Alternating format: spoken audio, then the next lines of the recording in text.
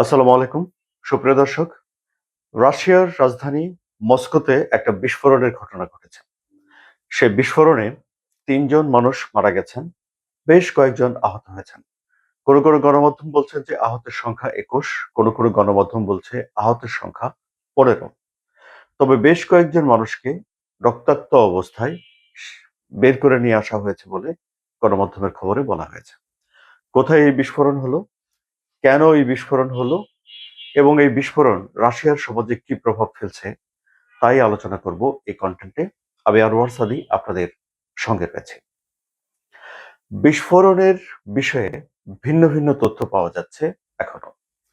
যেমন ধরুন, এই বিস্ফোরণটি ঘটেছে আকাশচুম্বী একটা ভবনে। সেখানে একটা ইটালির রেস্টুরেন্ট রয়েছে।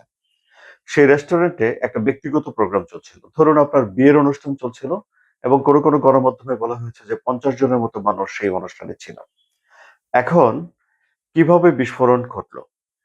একটি গণমাধ্যমে বলা হয়েছে যে এই রেস্টুরেন্টে গ্যাস লিকেজ হয়ে সেই লিকেজে আগুন ধরে যায় এবং তাতে করে এই পরিমাণ মানুষ হতাহত হয়েছে। আরেকটা খবরে বলা হয়েছে যে একজন নারী বিস্ফোরক নিয়ে এই রেস্টুরেন্টের ভেতরে প্রবেশ করতে যাচ্ছিলেন। তখন তাকে নিরাপত্তা রক্ষীরা চেক করে বা একটা কিছু, তখন এই বিস্ফোরকটি বিস্ফোরিত হয় এবং যারা মারা গেছেন তাদের মধ্যে ওই নারী রয়েছেন যিনি বিস্ফোরকটি বহন করছিলেন, একজন অতিথি এবং একজন নিরাপত্তা কর্মী। এটি হলো একটা ভাষ্য। কিন্তু এই রেস্টুরেন্টের কর্তৃপক্ষ তারা জানিয়েছে যে তাদের ভবনের ভিতরে কোনো রকম বিস্ফোরণ ঘটেনি, বিস্ফোরণ ঘটেছে বাইরে। এখন ঘটনা যাই হোক না কেন, মস্কোর মতো এরকম একটা জায়গাতে এত বড় একটা বিস্ফোরণ এবং ৩ জন মানুষ মারা যাওয়া, এটি চারটিখানি কথা নয়। ডেফিনিটলি এই ঘটনা মস্কোকে আরো অনেক অপ্রীতিকর ঘটনার কথা মনে করিয়ে দেবে। এই যেমন ধরুন, তাদের নিরাপত্তা বাহিনীর যারা কর্মকর্তা ছিলেন, বিভিন্ন জেনারেলদেরকে বিভিন্ন সময় গুলি করে হত্যা করা হয়েছে। মস্কোর উপকণ্ঠে একটা কনসার্ট হয়েছিল, যে কনসার্টে একটা হামলা হয়েছিল, প্রচুর মানুষ সেখানে মারা গিয়েছিল। এই ধরনের নানান বিষয়গুলো মস্কোকে মনে করিয়ে দেবে। বিশেষ করে রাশিয়ান জেনারেলদের গুলি করার ঘটনায় ইউক্রেনকে বারবারই দায়ী করে এসেছে মস্কো। আবার ধরুন, ইউক্রেনের প্রেসিডেন্ট ভলোদিমির জেলেনস্কির একটা উদ্দেশ্যও আছে রাশিয়ার ভিতরে আক্রমণ করার। কারণ তারা যুদ্ধের ভয়াবহতাকে রাশিয়ার মানুষের কাছে পৌঁছে দিতে চায়। অর্থাৎ যুদ্ধটা যে প্রাণঘাতী, তাতে যে সাধারণ মানুষ মারা পড়তে পারে, এরকম সবকিছুর একটা ভীতিকর পরিস্থিতিটা রাশিয়ার মানুষের কাছে তারা বুঝিয়ে তুলতে চায়। কেন? কারণ রাশিয়ার অধিকাংশ মানুষের কাছে ইউক্রেন যুদ্ধটা একটা সংবাদপত্রে পড়া যুদ্ধের বর্ণনা মাত্র এবং টেলিভিশনে দেখা যুদ্ধের দূরবর্তী একটা ঘটনা মাত্র। যে কারণে আপনারা দেখবেন যে ইউক্রেন রাশিয়ার ভেতরে ড্রোন হামলা করে, বিভিন্ন হামলা করে।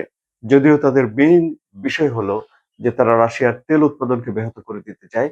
কিন্তু তারপরেও তারা রাশিয়ার মানুষের ভেতরে এই যুদ্ধের ভয়াবহতা ছড়িয়ে দিতে চায়। এখন পুরো ঘটনাটি রাশিয়ার যেই নিরাপত্তা সংস্থা, নিরাপত্তা কমিটি রয়েছে তারা তদন্ত করছে। পুরো বিষয়টি সন্ত্রাসবাদ কিনা, পরিকল্পিত বিস্ফোরণ কিনা, দুর্ঘটনা কিনা, এসব বিষয়গুলো খতিয়ে দেখা হবে। এবং তাৎক্ষণিকভাবে ওই অঞ্চলে সড়ক বন্ধ করে দেওয়া হয়েছে। যেমন ধরুন, রাশিয়ার যারা সাইকেল রাইডার আছে তারা একটা বড় রাইড করার জন্য একসঙ্গে জড়ো হচ্ছিলেন, সেটিকে বাতিল করা হয়েছে। ফলে ওই অঞ্চলে এক ধরনের ভয়াবহতা ছড়িয়ে পড়েছে। যেকোনো বিস্ফোরণ, যেকোনো সন্ত্রাসী কর্মকাণ্ডই এক ধরনের নিরাপত্তাহীনতা তৈরি করে, সেটি মস্কোতে হোক কিংবা অন্য যেকোনো জায়গাতে হোক, এখানেও এর কোনো ব্যতিক্রম হয়নি। রাশিয়ার রাষ্ট্রায়ত্ত গণমাধ্যম এই বিস্ফোরণের খবর দিয়েছে। ফলে রাশিয়ার সব জায়গাতেই এই খবর পৌঁছে গেছে। এখন কি তাহলে রেস্টুরেন্টগুলোতে যখন কেউ অনুষ্ঠান করতে যাবে তারা কি উদ্বিগ্ন হবে? এটি একটি চিন্তার বিষয়। এদিকে ধরুন, আপনার শনিবারে একটা ব্যাপক হামলা চালিয়েছে রাশিয়া ইউক্রেনে। ইউক্রেন দাবি করেছে যে তাদের ৯ জন মানুষ এই হামলায় মারা গেছে এবং তারা বলছে যে ২৭টি ব্যালিস্টিক ক্ষেপণাস্ত্র এই হামলায় ব্যবহার করা হয়েছে। ইউক্রেনের পরিস্থিতি এখন এরকম যে ইউক্রেন ব্যালিস্টিক মিসাইল ক্ষেপণাস্ত্র ব্যবহার করে হামলা করলে সেগুলো আর এখন ফেরাতে পারে না। কারণ তাদের কাছে প্যাট্রিয়ট আকাশ প্রতিরক্ষা ব্যবস্থার ইন্টারসেপ্টর নেই। ইন্টারসেপ্টর মানে হলো যেই গোলা ছড়ে দিয়ে আ ধেয়ে আসা মিসাইলটিকে ভেঙে দিতে পারে, সেগুলো তাদের শর্টেজ পড়েছে। ইউক্রেন এই প্যাট্রিয়ট ক্ষেপণাস্ত্র ব্যবহারের ক্ষেত্রেও তারা একটা নিজস্ব পদ্ধতি অবলম্বন করেছে। যেমন ধরুন, প্যাট্রিয়টে একসঙ্গে দুটো মিসাইল ওঠে। ইউক্রেন যেটি করেছে সেটি হলো যে রেডার সিস্টেমে যখন একটা তারা দেখতে পায় যে একটা বোমা আসছে, মিসাইল আসছে, তখন তারা ম্যানুয়ালি একটা করে গোলা ছুড়তো। কিন্তু তারপরেও তারা ইন্টারসেপ্টর বা মিসাইল প্যাট্রিয়টের শেষ অবধি সংরক্ষণ করে রাখতে পারেনি রাশিয়ার হামলার কারণে সেগুলো ফুরিয়ে গেছে। সুতরাং এখন একটা অসহায়ত্ব তৈরি হয়েছে ইউক্রেনের ভিতরে, সেটা হলো যে রাশিয়া যদি ব্যালিস্টিক মিসাইল ছুড়ে মারে তাহলে তারা আর কিছু করতে পারে না, কিন্তু যদি ক্রুজ মিসাইল ছুড়ে মারে তাহলে সেটি এখনো ইউক্রেন ফিরিয়ে দিতে পারে বা ভেঙে দিতে পারে।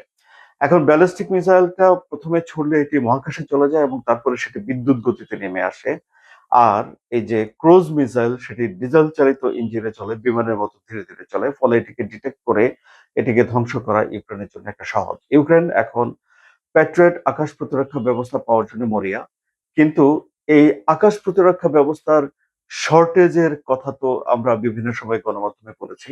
এমনকি মার্কিন প্রেসিডেন্ট ডোনাল্ড ট্রাম্প তার নীতি নির্ধারকদের নিয়ে যে বৈঠক করেছেন সেখানে তাদের যে প্রতিরক্ষা প্রধান জেনারেল ডেইন কেইন তিনিও বলেছেন যে আকাশ প্রতিরক্ষা ব্যবস্থার শর্টেজ পড়ে যেতে পারে। থার্ড আকাশ প্রতিরক্ষা ব্যবস্থা অনেকগুলো রেডার ইরান ধ্বংস করে দিয়েছে, সেগুলো আমরা জানি। প্যাট্রিয়টেও শর্ট পড়ে যেতে পারে বলে আহ, ধারণা করা হয়, কিন্তু এই আকাশ প্রতিরক্ষা ব্যবস্থাটি এখন ইউক্রেন পাচ্ছে না। কাজেই যুক্তরাষ্ট্র বুঝে শুনে এই আকাশ প্রতিরক্ষা ব্যবস্থা দিতে আগ্রহী এই মুহূর্তে। তাহলে এই যে একটা দুর্বল জায়গা ইউক্রেনের তৈরি হলো সেটি থেকেই যাচ্ছে, এবং রাশিয়া যদি ব্যালিস্টিক মিসাইল ছুড়ে পারে তাহলে ইউক্রেনের ব্যাপক ক্ষতি হয়। তাহলে মূল কথা হলো যে ইউক্রেন রাশিয়ার তেল শোধনাগারগুলোতে হামলা করে সেখানে একটা তেলের ক্রাইসিস তৈরি করে ফেলতে চায়, এবং ইউক্রেন মনেই করে যে রাশিয়া এই যুদ্ধ চালিয়ে যাচ্ছে তেল বিক্রির টাকা থেকে, সুতরাং রাশিয়ার তেল এখন ইউরোপ এবং ইউক্রেনের একটা লক্ষ্যবস্তুতে আছে। আবার সামনে শীত আসছে, এই সময়টিতে তাপের অভাবে, বিদ্যুতের অভাবে ভোগান্তিতে পড়ে মানুষ যেন দেশ ছেড়ে চলে যায় তা নিশ্চিত করার জন্য রাশিয়ার তরফ থেকে ইউক্রেনের বিদ্যুৎ স্থাপনাগুলোতে ব্যাপক হামলা করা হয়ে থাকে। ওদিকে পরিস্থিতি খুব একটা ভালো না। কারণ হলো যে রাশিয়া ইউক্রেন যুদ্ধ বন্ধ করার জন্য কোন রকম উদ্যোগ এখন আর অবশিষ্ট নেই। কারণ যিনি এই যুদ্ধ থামানোর জন্য উদ্যোগ নিয়েছিলেন মার্কিন প্রেসিডেন্ট ডোনাল্ড ট্রাম্প, তিনি নিজেই ইরান যুদ্ধে ব্যাপকভাবে জড়িয়ে পড়েছেন, এবং সেখানে তিনি আক্রমণ বন্ধ করা, এই নানা রকম সিদ্ধান্ত নিয়ে নিজেই ব্যতিব্যস্ত হয়ে আছেন। এবং সবচেয়ে বড় কথা হলো তার দেশে নভেম্বরে যে মধ্যবর্তী নির্বাচন হবে সেই নির্বাচনে তার দল কি করবে সেটাও একটা বড় মাথা ব্যথার কারণ হয়ে উঠছে তার, নভেম্বর যত কাছে চলে আসছে। এই হলো পরিস্থিতি। খুবই অস্থিরতার খবরগুলো আমি আপনাদেরকে দিলাম। কেমন লাগলো আপনাদের এই আলোচনা? যদি ভালো লাগে তাহলে লাইক দিন, শেয়ার করে এই ভিডিও আপনার বন্ধুদের দেখার সুযোগ করে দিন। জিও পলিটিক্সের জটিল জটিল বিষয়গুলো সহজ ভাষায় সহজে জানার জন্য এবং নিরপেক্ষ সত্য সংবাদটি জানার জন্য, আবেগী একপাক্ষিক কোনো ব্যাখ্যা নয়, আপনারা এই সাবস্ক্রাইব করে চ্যানেলের সঙ্গে থাকবেন। ধন্যবাদ সবাইকে।